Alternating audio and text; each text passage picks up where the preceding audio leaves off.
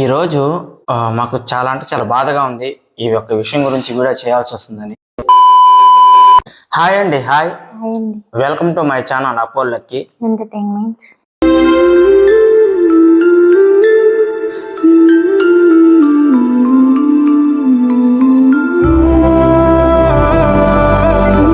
మనందరికి తెలుసు కదా, యూట్యూబర్ వైష్ణవి హత్యకి గురైందని. వాళ్ళిద్దరు ఇష్టపడి పెళ్లి చేసుకున్నారు, ప్రేమించి పెళ్లి చేసుకున్నారు. అటువంటి ప్రేమించి పెళ్లి చేసుకున్న అమ్మాయిని అతి కిరాతకంగా సంవత్సరం తిరగతలకే చంపేశాడు. అసలు ఎందుకు చంపాడు, ఏంది గొడవలు అని తెలుసుకునే ప్రయత్నం చేద్దాం.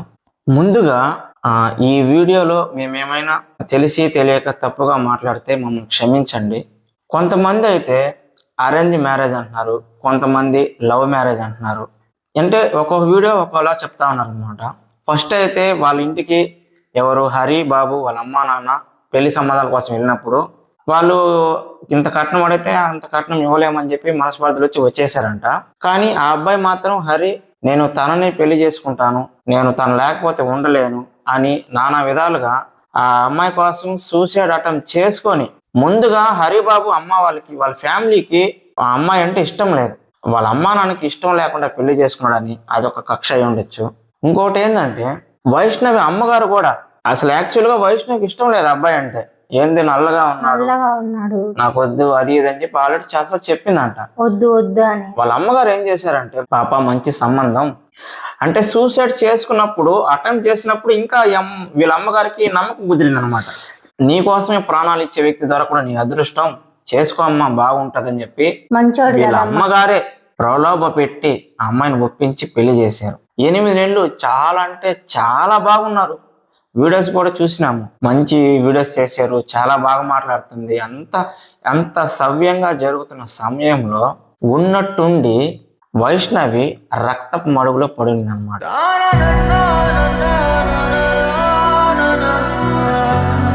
అంత గాఢంగా ప్రేమించిన అమ్మాయిని నుదుటి మీద కత్తితో ఒళ్ళంతా కత్తి ఘాట్లు పెట్టి రక్తపు మడుగులో అతనికి అలా చేయాలి ఎలా అనిపించిందో అసలు ఆ వీడియోలు చూస్తుంటే మాకు వణుకు వచ్చేస్తాం.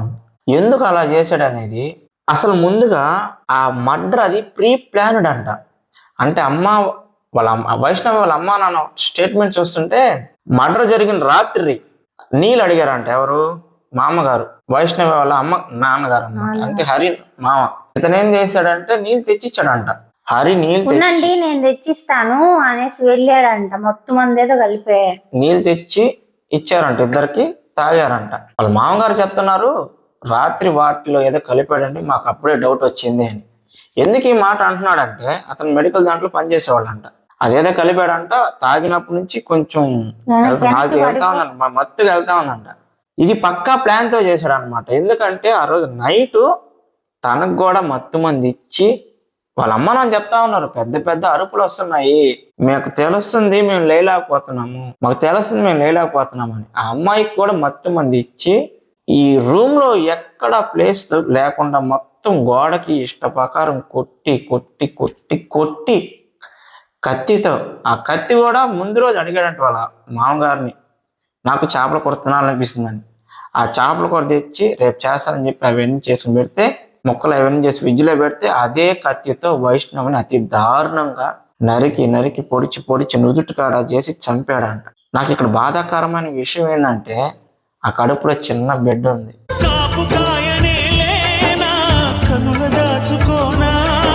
4 నెలల చిన్న బిడ్డ. ఆ బిడ్డని, ఆ కడుపులో ఆ బిడ్డ ఉంటే వాడికి ఎలా చంపాలనిచ్చిందో నాకు అసలు అర్థమే కావట్లేదు. అసలు నీకు అమ్మాయితో పడకపోతే వాళ్ళ అమ్మ నాన్న పక్కనే ఉన్నారు కదా, చెప్పేయచ్చు కదా, నాకు వద్దు నేను వెళ్ళిపోతా. అప్పటికి కూడా వాడు డబ్బులు కూడా అడిగారంట. 5 లక్షలు కావాలంటే 5 లక్షలు ఇచ్చారంట. ఈ ఫ్లాట్ వద్దు నాకు, ఇంకో దూరంలో ఉండే ఫ్లాట్ కావాలంటే ఫ్లాట్ ఇచ్చారంట. వీడు పెళ్లి చేసుకొని వాళ్ళ ఇంటికి వెళ్తే వాళ్ళ అమ్మ నాన్న నెట్టేశారు. మాకు ఇష్టం లేని అమ్మాయిని పెళ్లి చేసుకున్నారా నువ్వు, మా కాడ ఉండకూడదని తరిమేస్తే అత్తమామలు ఇంటికి తీసుకొచ్చిన కొడుకు లెక్క చూసుకున్నారంట. 1 అడిగితే 2 తీసి ఇచ్చారంట. 5 లక్షలు డబ్బు ఇచ్చారంట.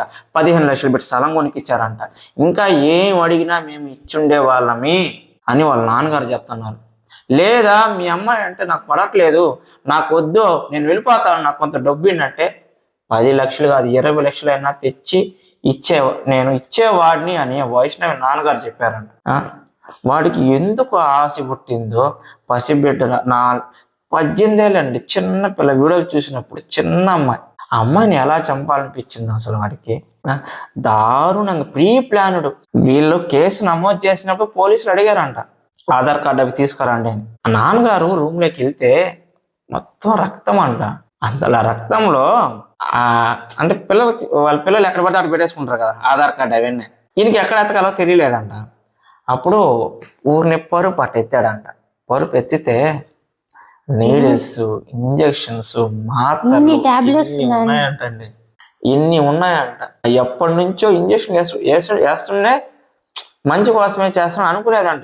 వీళ్ళు అన్ని ఎడ్యుకేటెడ్ కదా, కొంచెం చదువు రాదు కదా, పాపం బిడ్డకి ఏదో చేస్తున్నట్లే మంచికే కదా అనుకున్నారంట తల్లిదండ్రులు. పాపం ఇన్ని దొరికాయండి, ఇది పక్కా ప్లాన్ చేశారు అని వాళ్ళ నాన్నగారు పోలీసులు చెప్తుంటే గొంతులోంచి మాట రాలేదంట పాపం.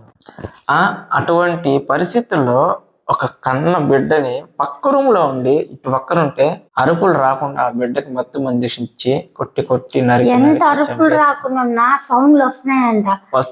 దెబ్బ కొడితే ఇనిపీకపోవచ్చు, అమ్మాయికి అర్థం కాకపోవచ్చు. కత్తితో పొడుస్తుంటే అమ్మాయి అరుస్తుందంట. పెద్దగా అరుస్తా ఉంటే వీళ్ళు ఏం చేయలేరు కదా, వాళ్ళకి మత్తు ఇచ్చేసి వాడి పక్క ప్లాన్ తో చేసాడు కదా. పొద్దునే లేసి ఏం తెలియనట్టు నీట్ గా పొలిదాంకొని నార్మల్ రోజులాగే వెళ్ళిపోయాడంట. ఆ బిడ్డని వాళ్ళ నాన్న తలుపు తీసాడంట. తలుపు తీసి బిడ్డ ఏంది డోర్ క్లాక్ ఏంది ఇప్పుడు ఏంది డోర్ క్లాక్ వేసా అంట అనుమానంగా పోయి చూసాడంట. ఓ బిడ్డ నాట పట్టిస్తుందేమో అనేసి తలుపు తీస్తే ఏం లేదంట, లోపల ఎవరు లేరంట. సో తలుపు వెనక ఏమన్నా ఉంటుంది, బోవు అన్నాడంట. బోవు అంటే ఏదే అసలు లేదు అనేసి కొంచెం లోపలికి పోయి చూస్తే బ్లడ్ వస్తూ ఉందంటండి. అస్సలు కదండి, అసలు చాలా అంటే చాలా ఘోరం అసలు ఇది. మీరందరూ ఇంకా పోస్ట్ మార్టం రిపోర్ట్ లో కానీ పోలీస్ కస్టడీలో హరిబాబు చెప్పే విషయాలైతే కానీ రోజుకు ఒక కోణంలో విచారిస్తుంటే రోజుకు ఒక నిజం చెప్తున్నాడంట.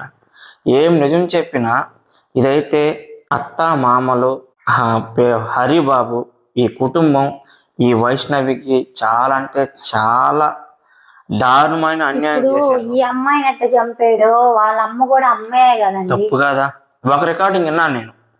ఎవరు హరిబాబు వాళ్ళ అమ్మ వైష్ణవి మాట్లాడుకునేది పచ్చి బూతులు.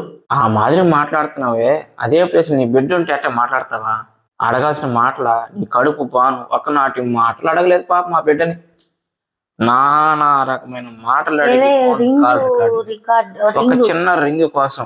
ఆ రింగ్ బెడ్రూమ్ లోకి ఎందుకు పోయినావు, ఆ రింగ్ దొంగతనం చేసావని చెప్పి ఒక నింద వేశారు. 5 లక్షల డబ్బు ఇచ్చారు, 15 లక్షలు ఫ్లాట్ ఇచ్చారు. ఇంకేం కావాలి నీకు?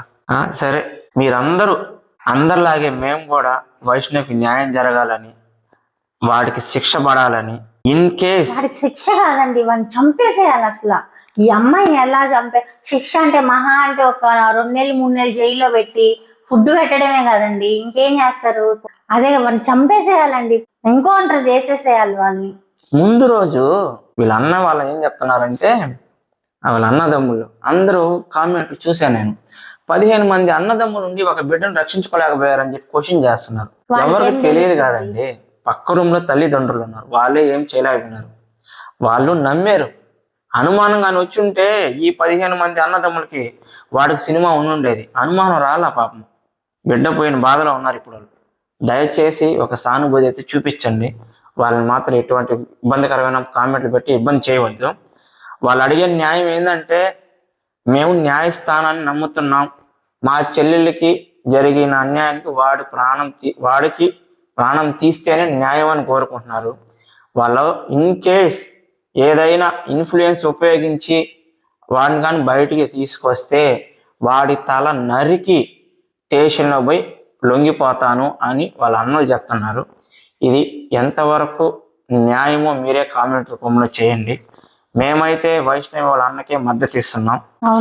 ఎందుకంటే ఇటువంటిది ఎప్పుడు పునరావృతం కాకుండా ఉండాలంటే కఠినమైన శిక్షలు పడితే తప్ప ఈ మార్పు మనం తీసుకురాలేము. ఇంకోటి నేను పర్సనల్ గా నా మనసు కనిపించింది ఏంటంటే, ఒక ఆడబిడ్డని ఇచ్చినప్పుడు మనం ఎవరు చూడలేం. వ్యక్తిత్వాలు మన ముందు ఒకలాగా, మనం లేనప్పుడు ఒకలాగా ఉంటాయి. దాన్ని ఇప్పుడే కాదు ఎన్ని సంవత్సరాలుగా మనం ఏం చేయలేం. కానీ మనం ఒక పని అయితే చేయగలం. మీరు నెలకు పోతారో, 2 నెలలకు పోతారో, 3 నెలలకు పోతారో, లేదా ఫోన్లో కాంటాక్ట్ ఉంటారో అప్పుడప్పుడు అడుగుతూ ఉండండి. కూతుర్ని అడగండి, అల్లుడిని అడగండి. ఏదైనా సమస్య ఉంటే చెప్పండి అని. మీరు పర్సనల్గా అల్లుడు గారు కూర్చొని అడగండి. ఏమైనా ఇబ్బంది ఉంటే చెప్పండి అల్లుడు గారు, ఏమన్నా ఏదైనా చెప్పండి. ఇన్ కేస్ మా అమ్మాయి వద్దన్నా సరే ఏం ఇబ్బంది లేదు. దయచేసి మా బిడ్డని మృతదేహం మాత్రం మాకు పంపించొద్దు. మాకు ముందుగా ఒకసారి చెప్పారంటే వీలైతే సంసారాన్ని సరిదిద్దాం, లేదా మా బిడ్డని ఎత్తుకోపోతాం. ఈ రెండే జరగాల. నమ్మకండి, ఎవరిని నమ్మకండి. తల్లిదండ్రులు నేను రిక్వెస్ట్ చేస్తుంది ఏంటంటే మీరు ఎవరిని నమ్మకండి. ఇప్పుడు భర్తలకి, నేను కూడా మగవాడిగా ఉంటున్నాను కాబట్టి మాకు పెళ్ళి 6 సంవత్సరాలు. ఈ రోజుకి నేను వాళ్ళ ఇంట్లో ₹1 కట్నం అడిగిన దాఖలు లేవు. ₹1 అడగలే నేను. ఎందుకంటే మనల్ని మంచిగా చూసుకున్నప్పుడు డబ్బు దేనికి? ఎందుకు? మమ్మల్ని మంచిగా చూసుకుంటే చాలు. డబ్బు దేనికి? కట్నం దేనికి? ఈ రోజుకి కూడా నా భార్యను అడుగుతారు, నన్ను అడిగినారు, నీ భార్య ఏం కట్నం తెచ్చిందిరా అని. ఈ మాదిరిగానే వారిని కూడా రెచ్చగొట్టి ఉండొచ్చు అని నా పర్సనల్ ఒపీనియన్. కట్నం కట్నం కట్నం కట్నం కట్నం రీసెంట్ గా అండి 2 months బ్యాక్ అన్నారు, ఎప్పుడు అలా తెచ్చిందిరా నీ భార్య పాపమా అనేసి చాలా మాట్లాడారు. ఎప్పుడైనా అత్తామామలు గుర్తు పెట్టుకోవాల్సిన విషయం ఒక్కటే, ఏం తెచ్చింది, ఎంత చేసింది అది కాదు, ఎంత ముద్ద పెడుతుంది, మమ్మల్ని ఎలా చూసుకుంటాదిరా. నువ్వు అడగాల్సింది కొడుకుని కూర్చోపెట్టి అడగాల్సింది ఏం తెలుసా? నీ భార్య ఎంత కట్నం తెచ్చిందా, నీ భార్య ఏం తెచ్చిందా ఎగిరి పడ్డం కాదు. నీ భార్య మమ్మల్ని బాగా చూసుకుంటుందా, మాకు ఒక ముద్ద పెడతాదా, ఇది మీరు అడగాల్సింది. ప్రతి ఒక్క అత్తామామలు చెప్పేది ఇదే. నేను కట్నాల గురించి ఇంకెప్పుడు మాట్లాడుకోబాకండి, చాలా తప్పు. అది చాలా అంటే చాలా తప్పు. ఇస్తే తీసుకోండి, లేదా వదిలేయండి. మమ్మల్ని ఎలా చూసుకుంటారు లేదా అది మాత్రమే మాట్లాడండి. ఇది అత్తామామలు మారాల్సిన విషయం. దయచేసి ఇటువంటివి ఎక్కడైనా మన వీధిలో జరగచ్చు, మన ఊర్లో జరగచ్చు, మన పక్కింట్లో జరగచ్చు. దయచేసి ఒకరంతా ఒక స్టెప్ తీసుకోండి. వాళ్ళ అమ్మా నాన్నకి ఇన్ఫర్మేషన్ ఇవ్వడానికి ప్రయత్నం చేయండి. ఆ యొక్క సమస్యని, ఆ యొక్క గొడవని అక్కడికక్కడికి ఆపడానికి ఖండించండి. ఒక బిడ్డను కాపాడండి, ప్రాణం పోకుండా ఆ బిడ్డకి సహాయం చేయండి. ఇదొక్కటే నేను ప్రతి ఒక్కరిని కోరుకునేది. భర్తలకి నేను ఒకటి చెప్పేది ఏంటంటే, ప్రతి ఒక్కరూ సఫర్ అవుతున్నారని నేను చెప్పలేను. సఫర్ అవుతూ ఉన్న వ్యక్తులకు నేను చెప్పేది ఏంటంటే, వాళ్ళ అమ్మా నాన్నకి ఫోన్ చేయండి. ఇలాగ ఇబ్బందిగా ఉందండి, మీ అమ్మాయిని కొంచెం తీసుకెళ్ళండి అని మాట్లాడుకోండి. కూర్చొని వ్యవహారాన్ని చూసుకోండి. ఇష్టముందా కంటిన్యూ చేయండి రిలేషన్షిప్, లేదా వాళ్ళ బిడ్డలకు ఇచ్చేయండి. కానీ కొట్టి చంపే రైట్ మనకు లేదు. ఓకేనా? సో ఈ వీడియోలో మేము ఏమైనా తప్పుగా మాట్లాడుంటే క్షమించండి. ఈ యొక్క వైష్ణవి కుటుంబానికి తొందరలోనే న్యాయం జరగాలని వైష్ణవికి ప్రగాఢ సానుభూతి తెలియపరుస్తున్నాము. సరే అండి, బాయ్.